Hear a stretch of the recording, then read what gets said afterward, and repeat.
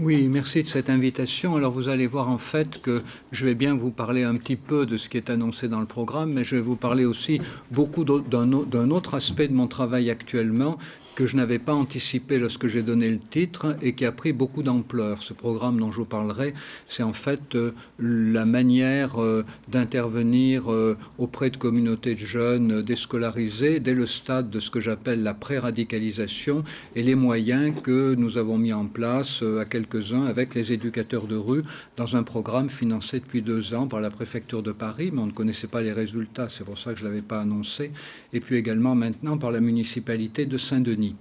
Donc je commence par vous présenter mon plan. Voilà, je vais vous parler un petit peu d'Internet, les peurs et les haines. Je vais vous parler de ce que j'appelle la pré-radicalisation. Je vais vous parler du glissement de la pré-radicalisation à la radicalisation et des préventions possibles pour éviter ce glissement.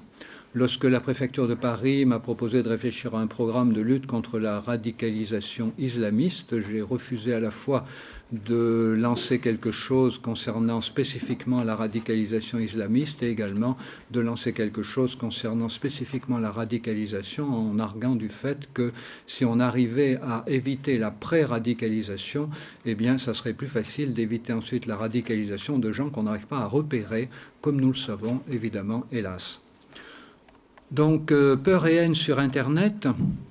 Internet est un espace formidable, voilà, il garde quand même des qualités conformes à ce que les grands-pères fondateurs d'Internet avaient espéré, découverte, socialisation, on pourrait ajouter familiarisation avec des règles de démocratie directe, bien qu'elles soient de plus en plus torpillé par les robots et par les trolls, mais évidemment, il ne peut fonctionner de cette façon que si on connaît les règles qui le régissent, fausse peur, ignorance, vraies inquiétudes, et d'ailleurs, je pense que dans l'élémentaire, entre le CP et la fin de l'élémentaire, l'Internet et les outils numériques ne devraient être utilisés que pour apprendre leur propre gestion.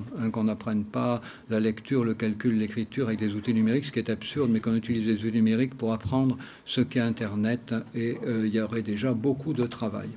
Alors, beaucoup de peurs irraisonnées, on a entendu parler des mondes virtuels, avec cette espèce d'aura un peu surréaliste, voilà, de monde vide, sans personne, des clones, voilà. Bon, maintenant, on a abandonné cette idée-là, mais n'oublions pas la grande peur des mondes virtuels dans les années 2000, et puis la grande peur du recrutement de djihadistes. N'oublions pas qu'il y a 2 ans, Internet était accusé de tous les maux dans le recrutement de djihadistes, jusqu'à ce qu'on découvre qu'il y avait beaucoup de facteurs qui intervenaient, et que les agents recruteurs qui se tiennent à la sortie de beaucoup de collèges, et puis également les formidables psychologues avec lesquels on peut interagir jour et nuit à tout moment, psychologues djihadistes avec lesquels on peut intervenir à tout moment, avec lesquels on peut discuter de ces états d'âme à tout moment, jour et nuit, joue aussi un rôle très important.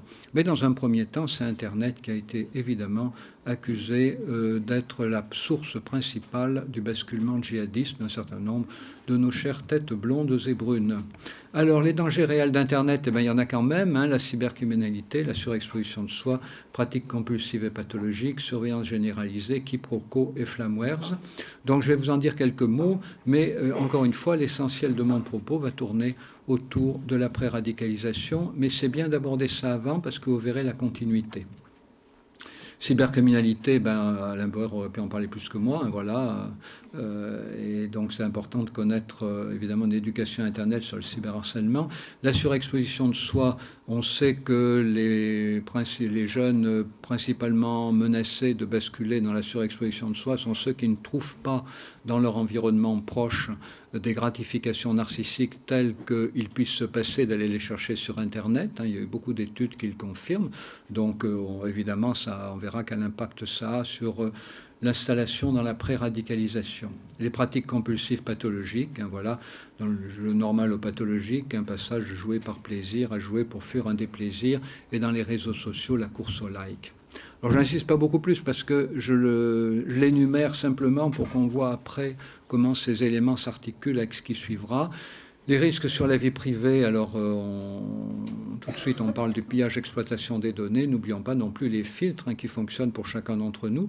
S'il a pu être reproché à des jeunes radicaux ou en voie de radicalisation ou adeptes de la théorie du complot de n'aller que sur les sites internet qui confirment leur manière de voir, n'oublions pas que nous sommes tous victimes de la même chose, non pas du fait de notre liberté et de l'usage que nous en ferions, mais parce que les algorithmes de Google, de Facebook nous renvoient sans cesse sur les espaces que nous avons le plus consultés ou les centres d'intérêt que Google, Facebook, que GAFA, voilà, que GAFA a su extraire de l'ensemble de nos données. Donc, effectivement, il y a des jeunes un peu perdus qui retournent toujours vers les mêmes sites complotistes parce qu'ils y confirment leur vision du monde. Mais même si vous n'avez pas cette façon de faire, eh bien, hélas, il y a des gens qui le font pour vous, hein, les fournisseurs d'accès à Internet, qui vous ramènent toujours dans vos propres ornières. Et vous savez qu'aujourd'hui, c'est une grosse préoccupation que cette énorme machine à fabriquer du communautarisme, de la confirmation de soi, qu'est Internet, pas du fait de ce qu'est Internet, mais pas du fait de la nature même d'Internet, mais du fait de ce que Internet est devenu pour des gens qui veulent avant tout nous vendre des produits en nous les proposant avec le maximum de chances pour qu'on les achète. Tout ça, évidemment, étant guidé par le projet de publicité ciblée. Petit exercice que je vous invite tous à faire, amenez votre ordinateur personnel dans un espace commun à 3 ou 4, tapez les mêmes mots-clés sur Google et vous verrez que Google vous propose des choses différentes à chacun. Alors, des quiproquos sur Internet, là, on se rapproche plus de la question de la radicalisation. Internet est une machine, oui, à fabriquer de la confirmation de soi, à fabriquer du repli sur soi, à fabriquer du communautarisme, repli sur une communauté qui nous rassure face à la grande jungle d'Internet. Mais Internet est aussi une machine à fabriquer des quiproquos. Alors pourquoi? Ben, tout simplement parce qu'on n'a pas la régulation par le visage de l'autre. Hein. Vous savez que quand on commence à parler de quelque chose, eh bien, si le visage de l'autre nous paraît tout d'un coup rébarbatif à ce que nous sommes en train de lui dire, ben, nous réorientons un peu notre manière de parler, notre intonation, nous rectifions notre propos. En plus, donc, il n'y a pas, non seulement il n'y a pas d'indice socio-régulateur sur Internet, mais en plus les groupes sont ouverts, ce qui fait que vous savez, ces forums tournent en rond. Hein, voilà. Dès qu'un problème semble avoir été bien analysé, s'il l'est en quelques réparties, quelqu'un de nouveau arrive et repose la question du départ, et ceux qui ont déjà expliqué réexpliquent, et puis la troisième fois ils s'en vont, et des nouvelles personnes rentrent qui ne connaissent ni le déroulé du forum, ni les réponses déjà données. Et puis facilité d'abandonner les inhibitions de la vie sociale, hein, pas de formule d'ouverture et de clôture des propos, les gens peuvent parler en même temps, et donc évidemment tout ça favorise beaucoup de quiproquos, et beaucoup de quiproquos générateurs d'angoisse. Alors là on va retrouver les 4 grandes formes d'angoisse que la psychiatrie sont employées à différencier, hein, psychiatrie et psychanalyse. Voilà, angoisse d'abandon, mais c'est assez évident, hein, sur Internet on craint toujours de ne pas se faire entendre, de ne pas se faire remarquer, de ne pas se faire comprendre, de ne pas exister. On a tous vécu ça dans un forum, on a l'impression que personne ne nous écoute si on y va. Si on fait un blog, ben, éventuellement personne ne va le regarder, donc on a l'impression qu'on compte pour du beurre. Alors angoisse d'envahissement, ben, c'est que on est soumis à des excitations innombrables, hein. On essaye de comprendre quelque chose, un phénomène, on ne trouve pas une réponse. D'ailleurs pour ça Google filtre pour nous rassurer, mais s'il n'était pas là pour nous rassurer, on trouverait encore plus de réponses divergentes, voire on tomberait sur des réponses qui contredisent complètement nos a priori. Voilà, on aurait encore plus un sentiment d'envahissement et on fuirait une machine qui est tellement utile pour les commerçants qu'ils ne veulent évidemment pas que nous la fuyions. Donc ils évitent que nous soyons dans cette situation-là.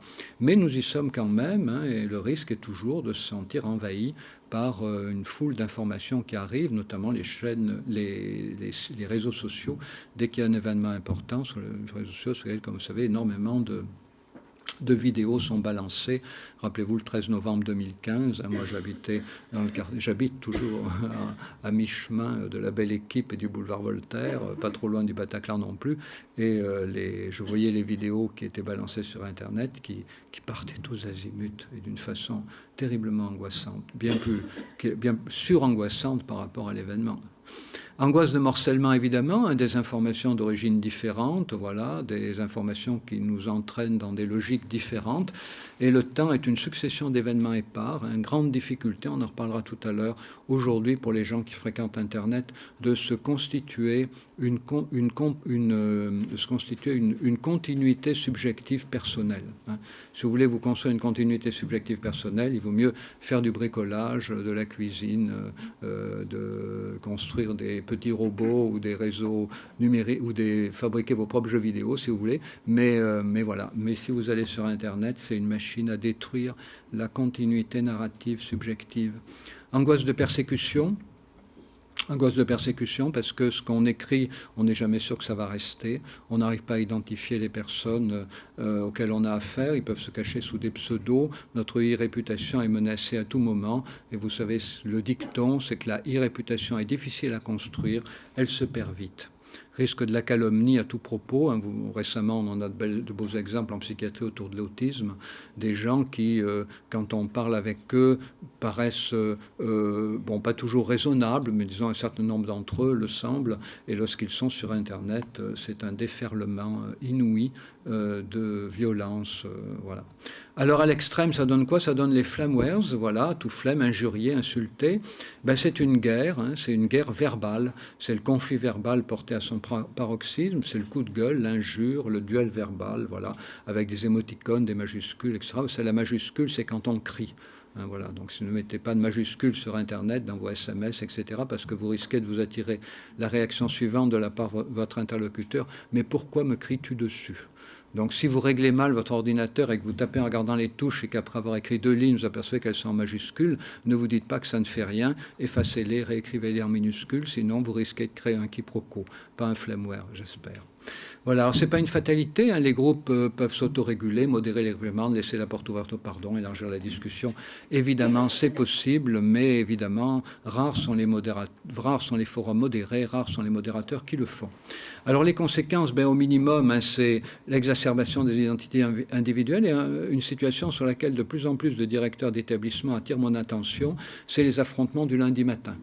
Les élèves se quittent bons camarades le vendredi. Bon, ils ont passé la semaine ensemble, ils ont joué, ils ont discuté, ils sont peut-être un peu tapés sur la figure, mais enfin voilà, c'était raisonnable. Ils rentrent chez eux le vendredi soir et le lundi matin, bataille généralisée. Des directeurs d'établissement me disent qu'ils passent tout leur lundi à séparer les combattants. Pourquoi? Parce que le samedi et le dimanche, ces élèves qui s'étaient quittés bons copains le vendredi ont voulu continuer leurs interactions sur Internet. Et sur Internet, ils sont rentrés dans le monde de quiproquos que je vous disais tout à l'heure. Et voilà, ils ont pas eu de régulation en face à face. Il n'y a pas eu d'indice socio-régulateur. Il y a eu le risque que Pierre se fasse passer pour Paul. Il y a eu des groupes ouverts dans lesquels la mayonnaise a monté trop vite. Et puis ils ont éprouvé l'angoisse d'abandon, l'angoisse d'envahissement, l'angoisse de morcellement, l'angoisse de persécution. Et qu'est-ce que ça a donné? Ça a donné des propos qui très vite ont été caricaturés, les gens ont mis des choses qu'ils n'auraient jamais dites, et ceux qui ont le sens de la formule verbale assassine, ceux qui manipulent mieux le langage que les autres, s'en sont évidemment donnés à cœur joie pour flinguer et crabouiller leurs adversaires, mais ceux qui ont été flingués et crabouillés sur Internet le samedi et le dimanche prennent leur revanche au poing le lundi matin. C'est la revanche du faible sur Internet, sur le fort sur Internet, et les choses s'inversent, donc affrontement du lundi matin. Au pire, c'est bien pire, au pire, aggravation des communautarismes, les tensions sociales s'exacerbent évidemment entre groupes, avec les appartenances politiques, religieuses ou culturelles. C'est pas particulier à une religion, c'est particulier à toutes. Alors c'est comme ça qu'on va aborder maintenant ce que j'appelle un état de pré-radicalisation, qui m'a encore une fois incité à accepter de répondre à la demande de la préfecture de Paris il y a 2 ans, tout en modifiant le contrat, tout en modifiant plutôt le cahier des charges. Alors c'est quoi un état de pré-radicalisation? Il y a plusieurs facteurs, évidemment, qui vont se conjuguer. La crise économique qui ne fait que commencer, comme vous savez, 20 à 50% des métiers sont condamnés à disparaître du fait de la robotisation dans les 20 ans qui viennent.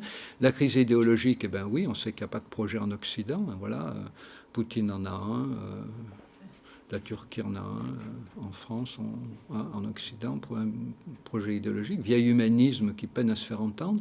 Alors des offres extrémistes extrêmement organisées, je vous évoquais tout à l'heure Daesh, mais c'est vrai qu'ils ont fait très fort dans le cadre de l'offre extrémiste, ils ont su enflammer l'empathie de garçons et de filles pour les jeunes syriens, pour les enfants syriens tués, et puis détourner cette empathie à leur profit. Et puis ils ont su proposer aussi des interlocuteurs toujours disponibles, plus disponibles encore que les éducateurs de rue.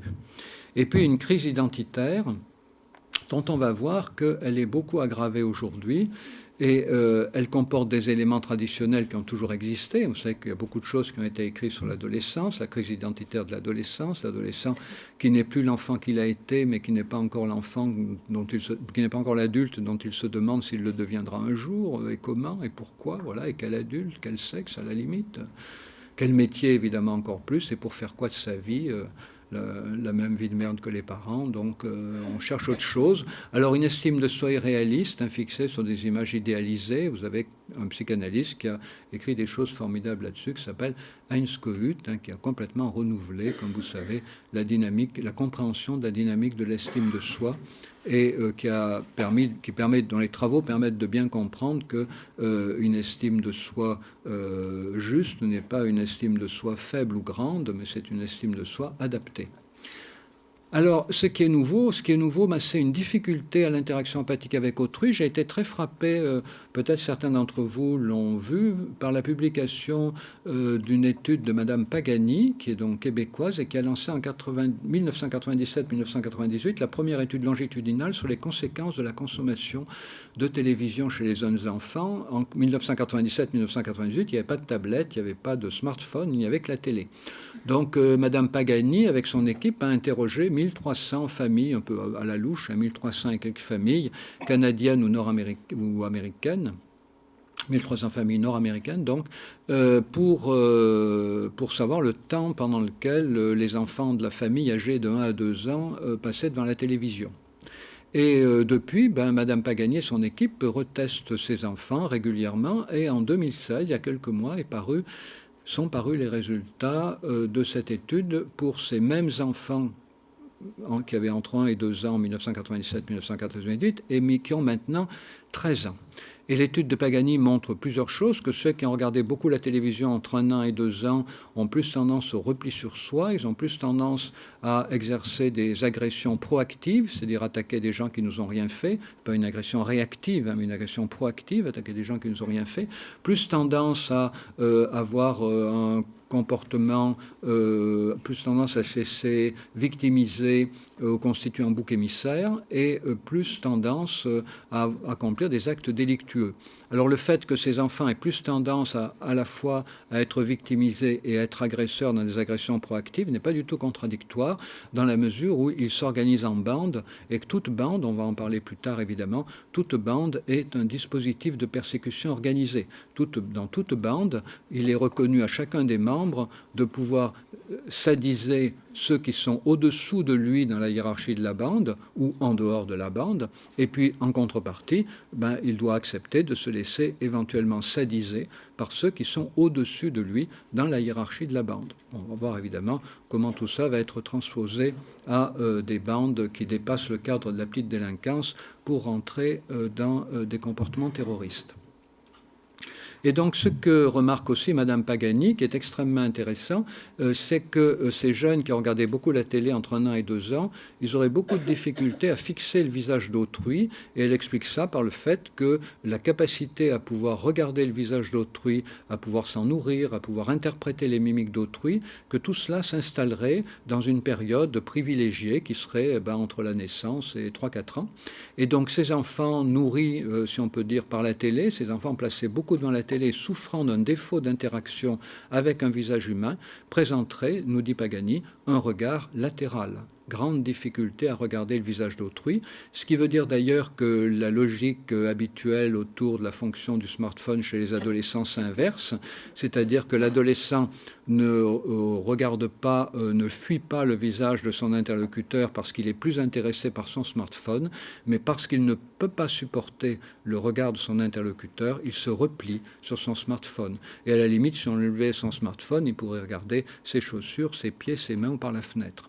Donc ça, c'est très intéressant parce que difficulté de l'interaction empathique avec autrui, ça veut dire difficulté à pouvoir se mettre à la place d'autrui, difficulté à pouvoir envisager la souffrance d'autrui, difficulté à pouvoir se préoccuper de la souffrance d'autrui.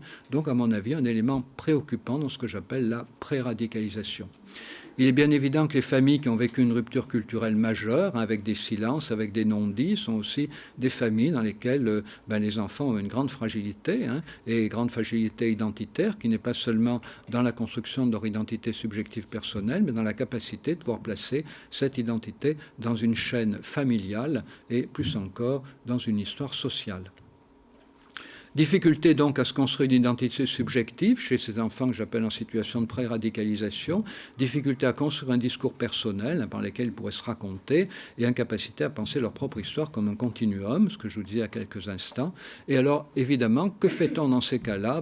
Vous avez deviné, hein, quand on ne peut pas avoir du sur-mesure, on prend du prêt-à-porter. Et alors, le premier prêt-à-porter disponible, c'est les théories du complot. Théories du complot, elles vont avoir deux grands avantages. Tout d'abord, elles évitent de se questionner à chaque fois sur la signification des choses. Une théorie du complot est censée rendre absolument compte de tout. La construction des pyramides, la supercherie des premiers pas de l'homme sur la Lune, le plus grand nombre de, je sais pas moi, le plus grand nombre de gens qui portent des lunettes, voilà, tout. Si vous regardez des vidéos complotistes, c'est formidable, hein.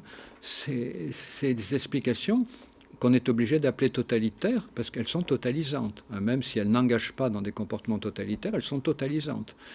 Et donc, du coup, on n'est plus obligé d'essayer de comprendre au coup par coup. On a un modèle, un petit moule qui permet à chaque fois de comprendre toute situation en la rapportant à la théorie du complot. Cette théorie du complot a également un autre avantage, c'est qu'il y a quelqu'un qui tire les ficelles. Et puis, il y a beaucoup de gens qui ont compris la théorie du complot. Donc, vous êtes invités à rejoindre tous ceux qui ont compris qu'il y avait un complot. Et donc, vous vous êtes inséré dans un groupe. Même si vous êtes tout seul dans votre campagne, vous faites partie du groupe de tous ceux qui ont compris et qui ont adhéré à cette théorie du complot. Et mieux encore, vous allez pouvoir devenir prosélyte. Vous êtes invité à expliquer à vos camarades, voilà, peut-être même un peu à vos enseignants, la théorie du complot. Votre vie prend un sens. Vous avez compris un grand nombre de choses que le prof d'histoire essaye d'expliquer chaque fois de manière indépendante. Vous avez compris que ce n'est pas la peine de se casser la tête, il y a une explication unique. Et puis vous êtes prosélyte, hein, vous allez l'expliquer à d'autres, et vous faites partie dans votre imagination, dans votre imaginaire, du groupe de tous ceux qui ont compris et qui sont maintenant qui exercent maintenant leur liberté à essayer de faire comprendre que le monde est plus simple que ce que certains veulent le dire quand on a compris qu'il y a quelqu'un qui tire les ficelles derrière. Et puis il y a un autre mode de prêt-à-porter qui va être évidemment l'adhésion à des bandes de petites délinquances, un dispositif de persécution organisée. Je n'ai pas besoin de savoir qui m'est supérieur, qui m'est inférieur, c'est la bande qui le fixe. Je n'ai pas besoin de savoir si je dois répondre par un coup de poing à un coup de poing, on ne sait jamais. Non, si la personne est au-dessous de moi, évidemment, je vais lui ficher la raclée. Si elle est au-dessus de moi, je vais faire profil bas. Donc l'adhésion à des bandes de petites délinquances qui permettent aussi, vous voyez, de fixer des repères identitaires sans qu'on ait à se poser la question de savoir plus jamais qui on est réellement. Alors le glissement de la pré-radicalisation à la radicalisation, il va se faire comment? Il va se faire lorsque le jeune, à mon avis, tout ça c'est des hypothèses que je vous propose, mais c'est pour vous introduire après à la recherche-action qu'on mène. Donc le pré-radicalisé, il va être invité à rejoindre une bande d'un genre nouveau, hein, voilà. C'est une bande qui va se rassembler autour d'une cause noble, altruiste, hein, et cette cause noble et altruiste va être scellée par des valeurs transcendantes. La transcendance, c'est formidable, ça se discute encore moins que la théorie du complot. C'est une super théorie du complot. Hein. Non seulement il n'y a plus rien besoin de comprendre, mais il n'y a même plus besoin de réfléchir avant d'obéir. Alors, les préceptes religieux rigides, évidemment, puisque vous avez compris que ces personnalités cherchent des préceptes rigides, elles cherchent à couler leur propre rigidité dans un habit qui leur donne en plus la respectabilité, parce que la rigidité n'est pas la respectabilité. Mais si on arrive à trouver un groupe rigide dans le moule duquel vous puissiez vous glisser, vous confirmez votre propre rigidité à vos yeux et vous la valorisez. Et ces jeunes qui sont psychorigides, puisqu'ils manquent d'empathie, hein, la psychorigidité, l'un des symptômes du manque d'empathie, c'est la psychorigidité, eh bien, ils vont donc adhérer à une bande religieuse dans laquelle ils vont constamment demander à leurs collègues de les remettre dans le droit chemin. On appelait ça dans le christianisme traditionnellement la correction fraternelle. Voilà. Ne perdre aucune occasion, dans les monastères, même en dehors, ne perdre aucune occasion, mon frère, de me rappeler à l'ordre si je m'éloigne du bon chemin. Donc la rigidité va s'organiser de manière réciproque, et on pourrait presque dire altruiste. Voilà. Chacun rappelant à autrui les raisons qu'il a de ne pas s'éloigner du chemin des préceptes auxquels il est censé avoir décidé de consacrer sa vie. Donc une rigidité qui n'est plus éventuellement pointée comme une tare, mais une rigidité qui devient une source d'orgueil, voilà, et par adhésion à une norme scellée par la transcendance. Alors évidemment, c'est la fin de la quête identitaire, voilà, c'est la fin de l'adolescence. L'adolescence se termine lorsque, en principe, l'adolescent accepte de mener sa vie sans très bien savoir qui il est. Mais alors, si vous savez qui vous êtes perdu. À tout âge d'ailleurs, mais disons à l'adolescence particulièrement, parce qu'il y a deux manières de sortir de l'adolescence. L'adolescent ne sachant pas qui il est, soit il sort de l'adolescence en acceptant de ne pas savoir qui il est, en s'engageant dans un certain nombre d'expériences toujours plus diversifiées pour se découvrir lui-même, c'est sortir par le haut, pour certains côtés, on va dire.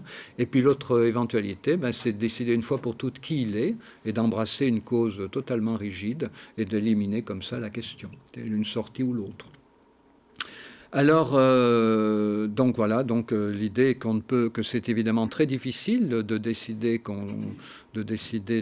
cette orientation, et donc il faut vraiment le rappel des frères. Mais encore frères, ne l'entendez pas sur le plan musulman djihadiste, puisque la correction fraternelle, c'est une invention du christianisme. Alors, quelle prévention? Alors, j'en arrive, on aura un peu de temps pour les questions, c'est bien, donc j'en arrive à ce que je vous évoquais tout à l'heure de ce programme, programme qu'on a mis en place. Mais d'abord, l'école a un rôle important à jouer. Il faudrait que tous les pièges d'Internet que j'ai évoqués tout à l'heure soient démontés dès le cours élémentaire.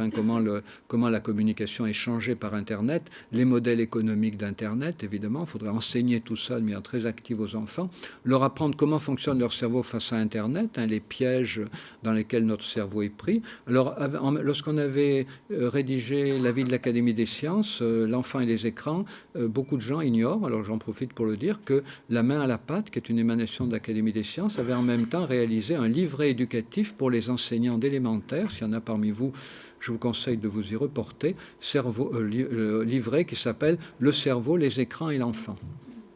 Donc livret qui permet à des enseignants d'élémentaire en une quinzaine de séances d'expliquer aux enfants comment fonctionne non pas la boîte noire qu'est Internet, mais cette autre boîte noire qu'est leur cerveau, avec écran et sans écran. Favoriser, toujours pour l'école, la construction d'une identité subjective, l'importance de l'oralité. Il est bien évident que ces enfants en situation de pré-radicalisation, très souvent, n'ont trouvé personne pour les écouter raconter ce qu'ils ont envie de dire, et comme ils n'ont trouvé personne pour les écouter raconter ce qu'ils ont envie de dire, ils ne voient pas pourquoi ils apprendraient à lire, ce qui est une manière de s'intéresser aux histoires des autres, et puis ils ne voient pas non plus pourquoi ils apprendraient à écrire, ce qui est une manière de communiquer ses propres histoires à des gens avec lesquels on n'est pas en communication face à face. Donc encourager l'oralité comme une manière de découvrir le plaisir de se raconter, à la fois pour soi et dans le retour de l'environnement, susciter des débats et des controverses, voilà, grand absent de système éducatif français, et puis favoriser le développement de l'empathie, qui est la capacité de se mettre à la place d'autrui, mais avec trois dimensions. Une dimension d'identification des mimiques de l'autre, et ça on sait aujourd'hui que ça ne marche pas vraiment très bien chez beaucoup de jeunes sont handicapés pour identifier la qualité des mimiques d'autrui. Vous, en tant qu'adulte, vous pouvez voir un enfant qui en pince un autre. Celui qui est pincé grimace. Vous allez vers celui qui pince et vous lui dites « Mais arrête d'embêter ton camarade, tu vois bien qu'il a mal. » Et celui qui est en train de pincer, il dit « Mais non, c'est pas vrai, regardez, il rigole. » Alors vous dites « Non, mais attends, tu te fiches de moi, il a mal. » Et l'autre vous dit « Non, mais non, je vous assure, il rit, regardez. » Bon, alors deux possibilités. Soit vous dites « C'est un petit pervers, vilain. » Tu fais semblant de ne pas l'avoir vu, soit vous réfléchissez un peu plus, et vous vous souviendrez peut-être ce que je vous dis, il y a des enfants aujourd'hui qui n'arrivent plus à identifier la signification des mimiques de leurs camarades et encore moins des adultes, parce qu'ils sont tellement devant la télé, les images passent tellement vite dans des dessins animés frénétiques où les mimiques changent sans arrêt, où elles ne sont jamais explicitées, et avec défaut de visage humain pour leur parler, la télé étant censée le remplacer, qu'ils n'arrivent plus à identifier les mimiques. On le voit en maternelle, on le voit même en élémentaire, et d'autres enfants qui sont parvenus à identifier les mimiques, qui perdent l'identification des mimiques à la suite de maltraitance, parce que quand on est maltraité, on réduit sa compréhension des mimiques à deux seulement, soit les mimiques explicitement bienveillantes, il n'y en a pas beaucoup, mais ça là on s'y raccroche, soit toutes les autres, anxiété, amertume, tristesse. C'est douteux, alors on le range du côté des mimiques potentiellement menaçantes. Et que fait celui qui est dans cette situation-là? Soit il fuit, soit plus souvent il attaque. C'est comme ça qu'on voit des enfants qui en attaquent un autre. Pourquoi tu l'attaques? Il me regardait bizarrement. Pas du tout. Il était en train de... Il était un peu triste parce que, je sais pas, sa maman est malade. Il ne te regardait pas du tout bizarrement. Si, il me regardait bizarrement. Voilà. Donc la capacité d'empathie, identifier la mimique d'autrui, il faudrait aujourd'hui comprendre que c'est le rôle de l'école maternelle de favoriser cette construction pour éviter que des enfants se marginalisent par défaut de compréhension des mimiques de leurs interlocuteurs. La deuxième composante de l'empathie, c'est la capacité de comprendre les raisons d'autrui, comprendre le monde intérieur d'autrui. C'est une capacité intellectuelle qui est très importante à développer aussi, mais surtout, ce qui est important à développer, c'est la jonction de ces deux capacités, l'empathie affective et l'empathie cognitive, dans une forme d'empathie qu'on appelle la capacité de changer de point de vue émotionnel, c'est-à-dire la possibilité de se mettre émotionnellement à la place de l'autre. Pour caricaturer à la louche, ça donne quoi? Empathie affective, je vois que tu es triste, je vois que tu es en colère, je vois que tu es joyeux. On ne se trompe pas, si votre empathie affective marche bien, vous ne vous trompez pas. Empathie cognitive, je vois par exemple, je vois que tu es content parce que à la cantine à midi, il y a le dessert que tu adores, donc tu vas pouvoir en manger beaucoup, voilà. Et puis empathie de troisième, empathie pour autrui dans sa forme capacité de changer émotionnellement de point de vue, ça serait ajouté par exemple, moi j'aime pas le dessert qui est à midi à la cantine, mais si je l'aimais autant que toi, eh bien je serais content autant que toi. Voilà. Donc ces trois dimensions de l'empathie sont très importantes et souvent on oublie la dernière.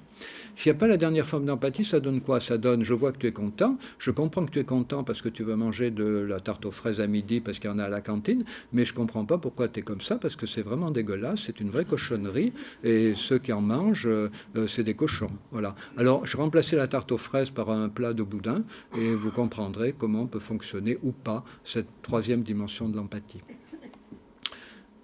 Voilà, donc l'éducation artistique et culturelle, pour laquelle je milite bec et ongle contre l'éducation morale, parce que l'éducation morale contribue à fabriquer des petits psychorigides, et comme il y a déjà beaucoup de gros psychorigides, n'en rajoutons pas.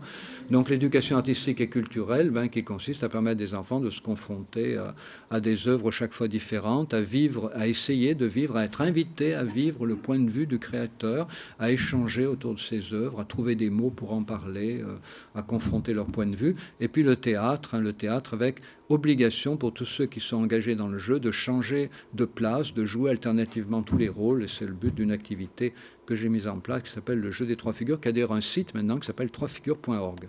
Voilà, alors j'en arrive maintenant à cette action que je vous évoquais au début, dont je suis très content parce que ça marche formidablement bien. Ça, j'hésitais un peu à en parler quand on m'a demandé d'intervenir aujourd'hui, mais maintenant je suis tellement content que je ne résiste pas au plaisir de vous en parler. Voilà, alors ça s'appelle Pocket Film, nous sommes deux à mener ça, Benoît Labourdette et moi. Moi, c'est plus la partie... Moi, je m'occupe de deux choses. La partie théorique, c'est-à-dire le développement de l'empathie, la violence, la pré-radicalisation, et puis un suivi des éducateurs de rue qui mettent en pratique l'activité, éventuellement de famille, voilà. Et puis, Benoît Labourdette, lui, s'occupe de l'aspect utilisation du téléphone mobile, sur le principe, vous voyez, utiliser son téléphone mobile pour s'approprier sa propre vie et échapper à la propagande. Donc, comme je vous disais, on le fait avec l'association Charonne sur Paris pour la deuxième année. Intramuros, c'est ville de Saint-Denis. On a débuté il y a la semaine dernière. Alors, ça veut dire quoi? Ça veut dire que les éducateurs sont formés à utiliser, sont formés d'abord, on ne fait pas passer le permis de conduire, on ne devient pas moniteur de permis de conduire si on n'a pas appris à conduire. Donc les éducateurs d'abord sont invités à utiliser leur téléphone mobile pour s'approprier leur propre vie. Et puis après, quand ils ont bien compris les exercices, comment on fait, les intérêts, comment ça se passe, après ils sont invités à avoir la même activité avec les jeunes qu'ils rencontrent. qui ont tous un téléphone mobile dans leur poche, mais qui en font une utilisation catastrophique, le plus souvent. Des relayer des bruits, se selfiser, voilà. Donc, utiliser le téléphone mobile comme outil de prise de parole. Donc, il y a un certain nombre d'exercices qui sont proposés. Et dans chacun de ces exercices, ce qui est intéressant, c'est de découvrir l'originalité de son point de vue. Alors, par exemple, des exercices dans lesquels celui qui filme décide de filmer un objet et de donner la parole à l'objet. Et c'est incroyable d'ailleurs le nombre d'éducateurs de rue qui donnent la parole à une poubelle, à une chaussure, à un Kleenex, c'est-à-dire quand même des objets qui ne sont pas très bien considérés, des objets qu'on malmène, des objets qu'on mène partout, par tous les temps, les chaussures, des objets qu'on remplit d'immondices, les poubelles, des objets qu'on utilise et qu'on jette, les Kleenex. Et on s'aperçoit que tout ça permet d'élaborer des affects négatifs en les projetant sur des objets, et puis d'en faire matière de création, et puis d'encourager les jugements d'autres participants sur ce qu'on a mis en scène, donc gain narcissique, voilà, se rendre sensible à son propre point de vue, ce qu'on appelle l'empathie pour soi, que je ne vous ai pas évoqué, se rendre sensible à ses propres émotions. Beaucoup de gens se cachent leurs émotions, se rendent sensibles à ses propres émotions, se rendent sensibles à son propre, à la variété de ses propres points de vue, parce qu'on n'est jamais entier par rapport à rien, on est toujours un peu partagé. C'est ce que justement les théories du complot et les postures sectaires veulent faire oublier, c'est qu'on est tous un peu partagés par rapport à tout. Le grand problème, c'est quand on a affaire à un sectaire, on a tendance à prendre le point de vue opposé, c'est pour ça que les sectaires rendent sectaires. Voilà, c'est pour ça que les pervers rendent pervers. Donc quand on peut y échapper, c'est le mieux. Quand on ne peut pas, faut essayer toujours de passer pour le calme de service qui fait valoir qu'il y a plusieurs points de vue possibles. C'est difficile. Il faut déjà s'y rendre sensible soi-même. Donc ça fait partie de l'auto-empathie, percevoir qu'on a des points de vue, qu'on a des émotions, percevoir ses propres émotions par rapport à différentes situations, et puis percevoir la diversité de ses propres points de vue, et puis se rendre sensible au point de vue d'autrui. Voilà, donc tout ça très vite, mais je pense que s'il y a à nouveau une rencontre l'an prochain, je pourrai vous en parler beaucoup plus. Et donc il reste quelques minutes pour des questions, si vous le souhaitez.